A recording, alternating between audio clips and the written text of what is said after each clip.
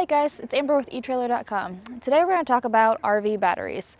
So you might be ending up with dead batteries, especially if you're new to RVing. You might have a lot of questions about your electrical system, which is really common. You know, most of the devices that we use on a day-to-day basis, like our phones, they tell us when the battery is low and when they need to be charged. With an RV battery, it's a little bit less straightforward. There are a lot of options to charge your battery, such as your vehicle alternator, shore power, solar, generator. So it can be a little bit more confusing when it comes to how to keep your batteries charged. So today we're going to talk about that. Before we get started, one thing I want to touch on are battery monitors and how to read your battery display. So a lot of campers have something like this where push it, it'll come up with something like 12.7 volts or 12 volts. And a lot of people run into dead batteries because they don't quite understand what they're looking at. It's not the most intuitive system.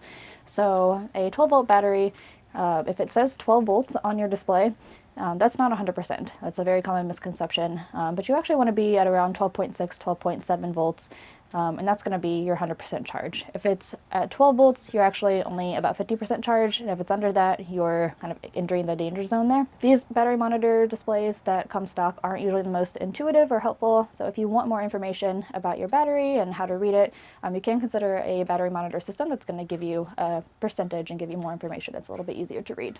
So now that we know how to read our battery display, we're going to talk about shore power. So a lot of people want to know, will my RV charge when it's plugged into shore power? And the answer is yes.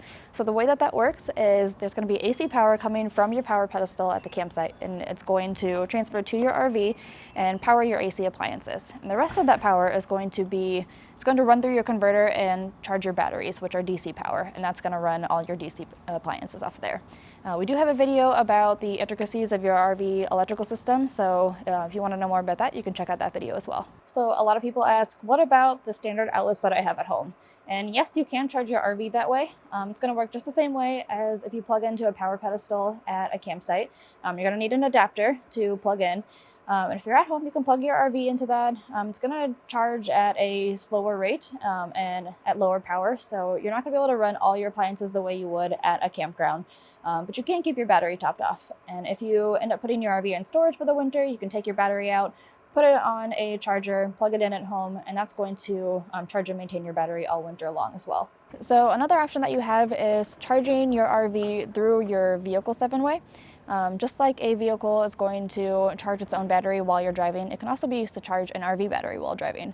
Just keep in mind this is going to be the least efficient option. It's much better for keeping your battery topped off after it's already charged. It's not really going to be useful for charging your RV battery if it's depleted. So for that, you will want to use a battery charger like the Red Arc BCDC. If you don't have access to shore power, another great option is going to be your generator. And that's going to work in much the same way as shore power, and that's going to provide you with AC power, and some of that power is going to be converted to charge your DC batteries as well. And this is going to be a really great option for boondocking. Like I said, if you're away from a power pedestal, it's going to be the most efficient way to get power to your RV. Another great option is solar panels.